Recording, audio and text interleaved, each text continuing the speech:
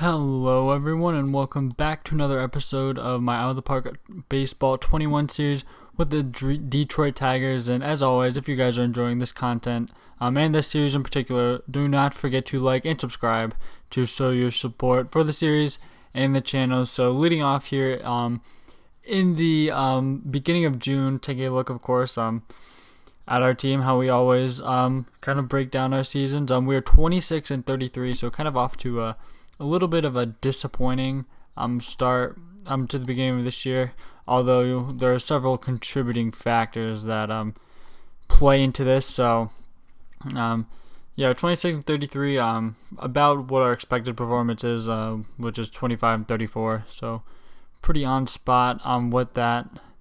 And so basically one of the biggest reasons for our kind of struggles that we faced is the injuries that we have suffered throughout this year. So I mean, we started out kind of banged up, and we're banged up throughout the season. And so these are the guys who are currently on the shelf: Basabe, Cam Wynn, who came up for a little bit in the majors this year.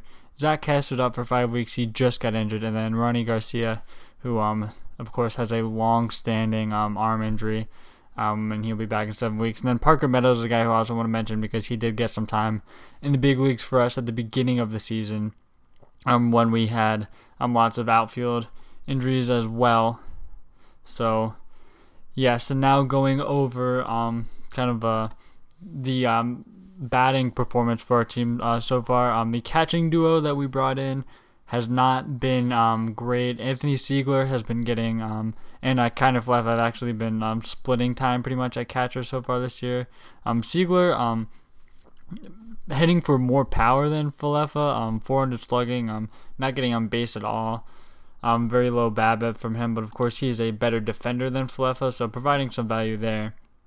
But Falefa has been a good OBP, but not really hitting for any power. But of course his OPS plus is higher, so not what we want for the catching duo this year. But hopefully they can turn it around. And of course we brought them in because they were, particularly Falefa, good with the bat. So of course want more production out of them. So here at first base, you can obviously Bobby Dalbec is getting the starts at first base now. And Bryant Packard is another guy who was on the shelf for a long time this year. He was out for basically a month, and he got off to a fantastic start. He was slashing like 300, 380, like 600 at the beginning of the year. And at the very beginning of the year, of course, you can see he only has 50 at-bats, but started off very well, very good, got hurt, and then has not been the same since. So Dalbec, of course, getting the at-bats at first base. And that is because Jordan Walker, our top prospect, is up, and we'll get into that in a second. Willie Castro, he's doing his thing at second base again. Kind of high BABIP, but of course he's pretty fast. I mean, he's been a consistent performer for us up the middle, actually been better than he has in recent seasons. So, I mean, just great season from him so far, and he's been really consistent for us. Providing quality defense at second base. Can play a little bit of short, but of course he's much better at second. But a great offensive season from him so far, and cannot complain.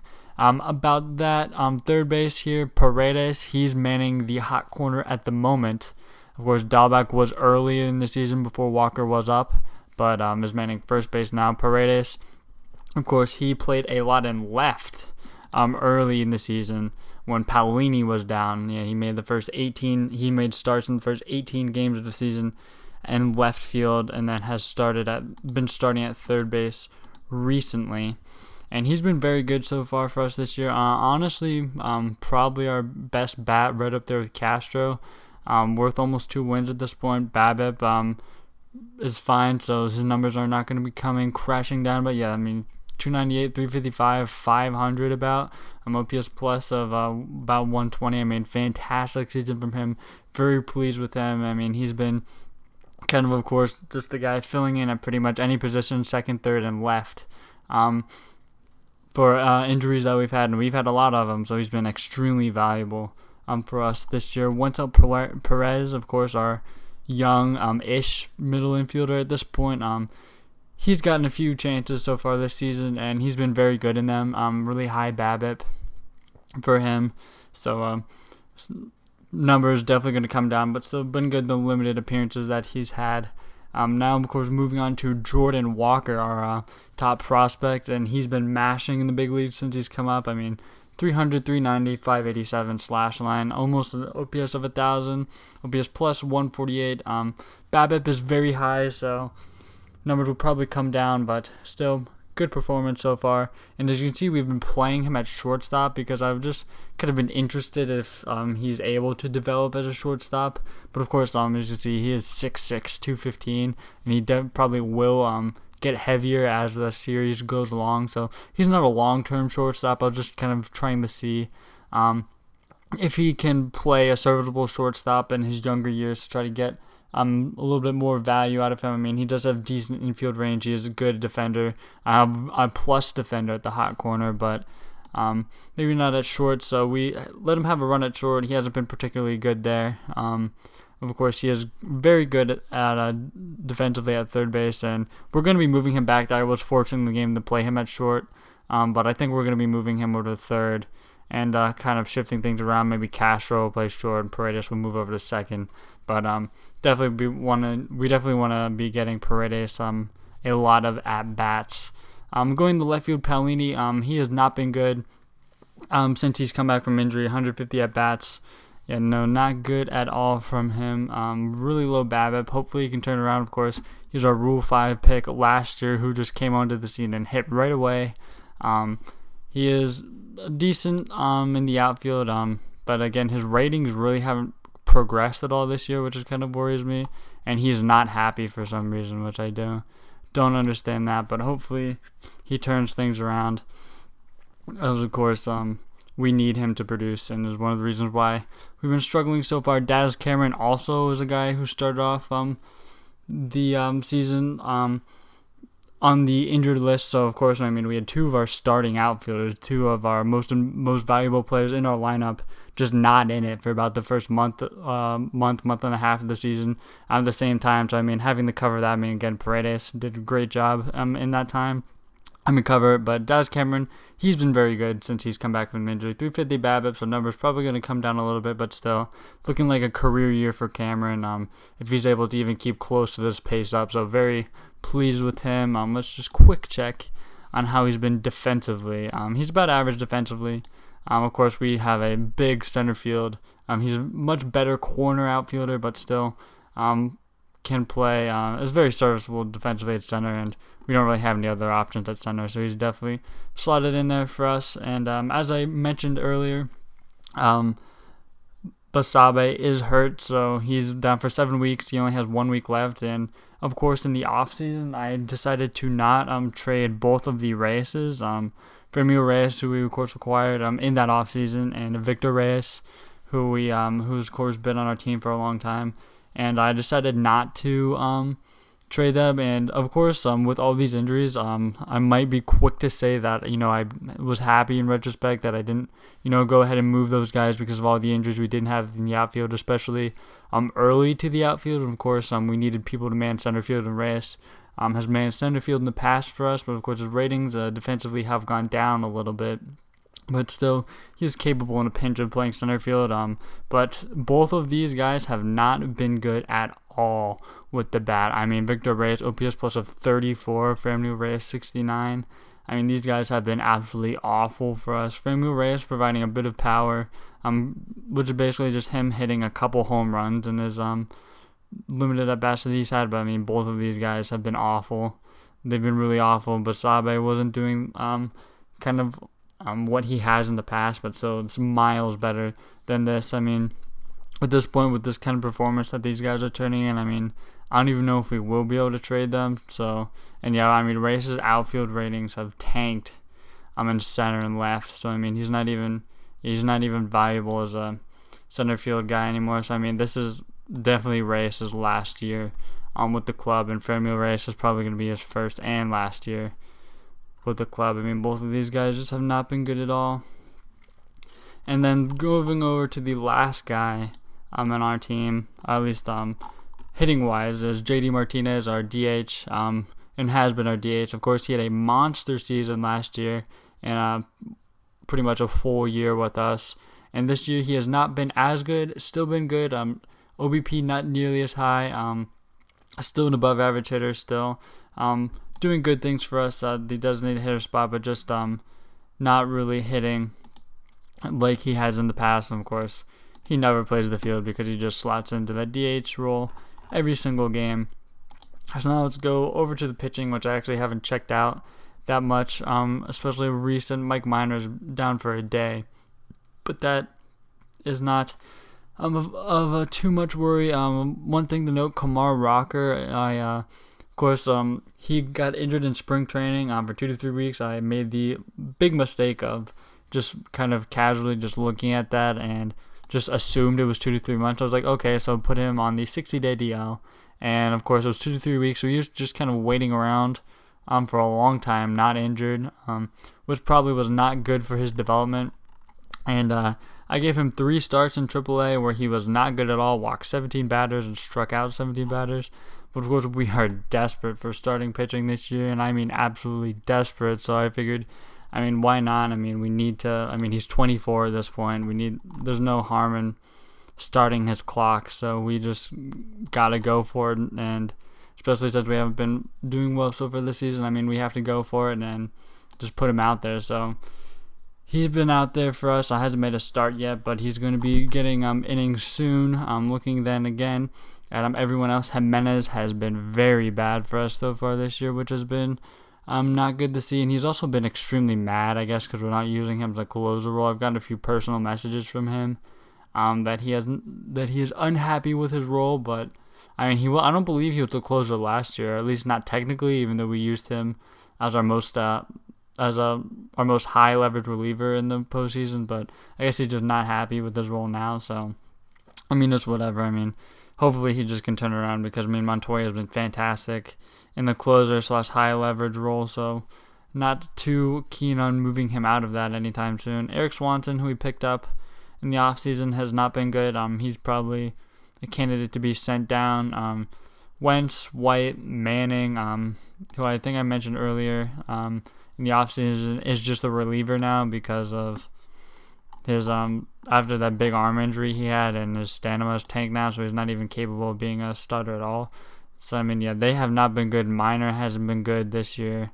Rosales has been okay. Our acquisition, he's been walking a lot of guys. Milner has been okay as a lefty. Dayton's been pretty good as a lefty, very low ERA, but FIP is a lot higher than that. Only pitched 16 innings, but I'm actually pleased with his performance this year. Morjon, he's been good for us, much lower ERA than FIP, but still very good for us.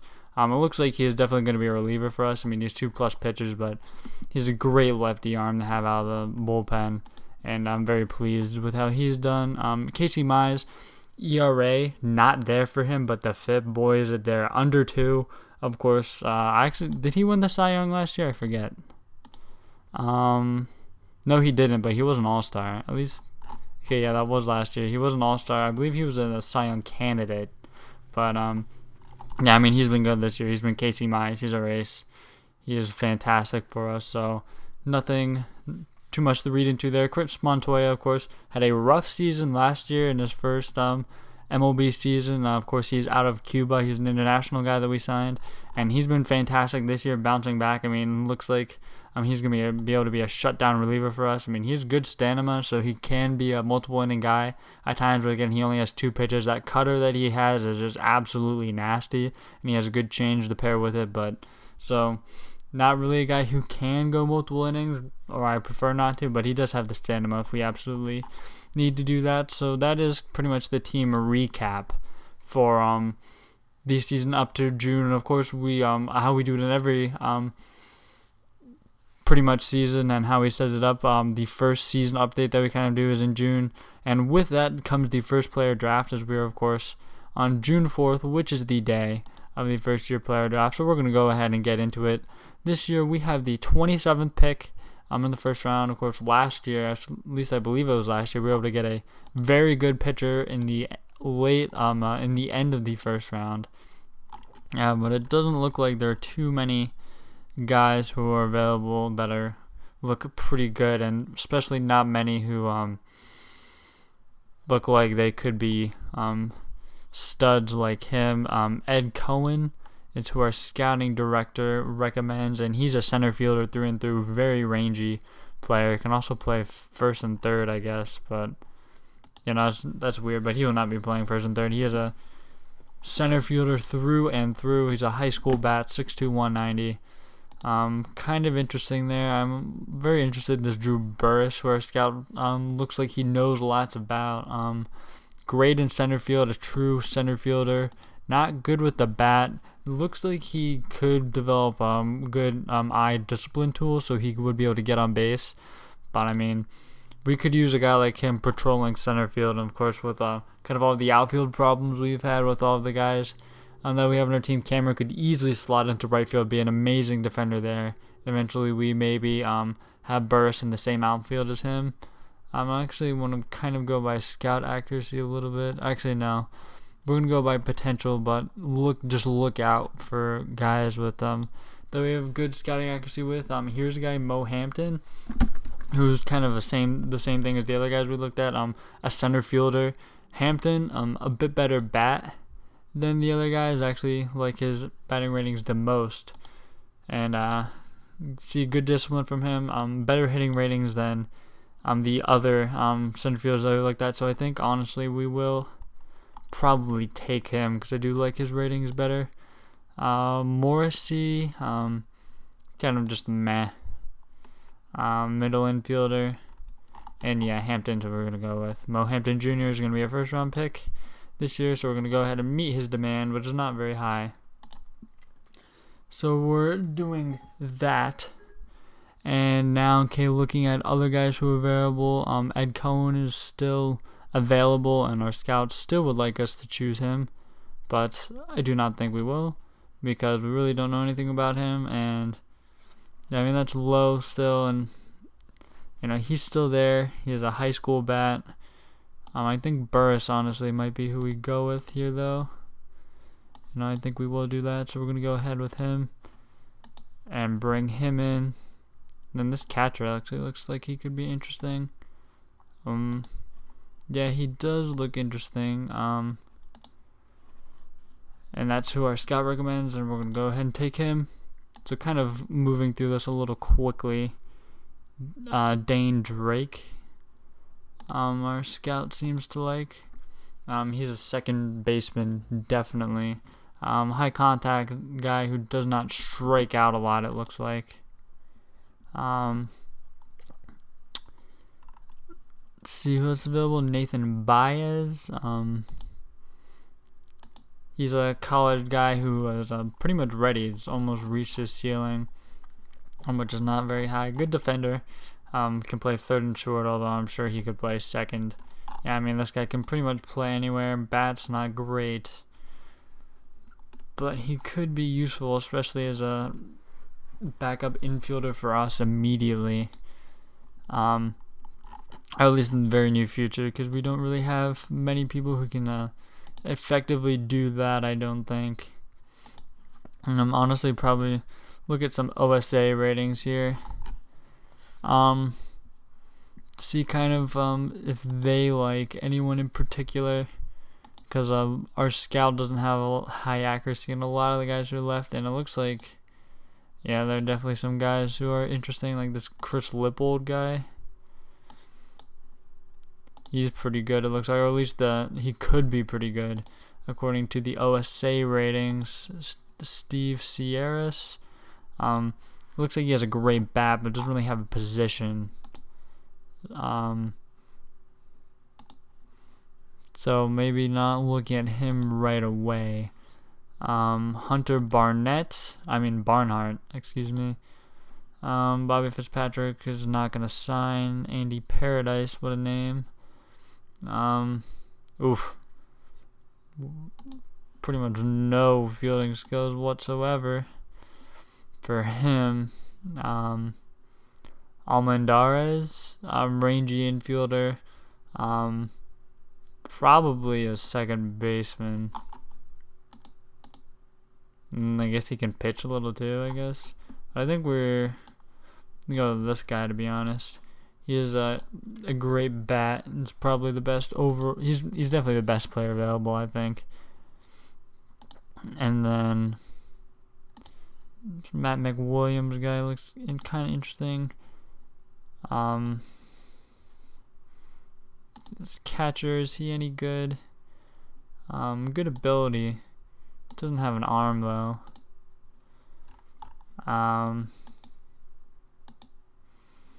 Yeah, I think Matt McWilliams is who we'll take, and then if Beard is available, we'll take him. Although I don't know how many of these guys will really sign. This guy is a reliever. He's a flamethrower. I'm righty. So we'll go with him. And then I think, yeah, that's all we'll do for that. And so we'll go ahead and end the draft, or auto-complete the draft.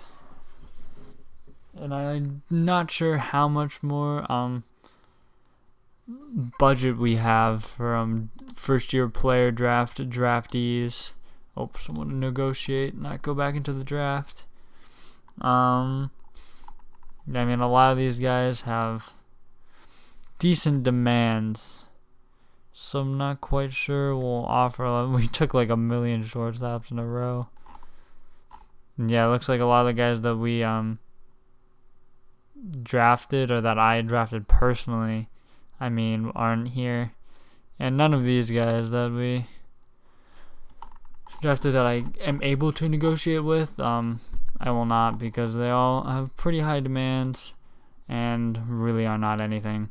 So I'm not going to be bringing any of them in, and honestly that's going to be a perfect time to wrap up this episode, I do believe. So thank you guys for watching, and I will see you guys next time, where we will be at the International Amateurs Free Agency signing period. So thank you for watching, and I'll see you next video.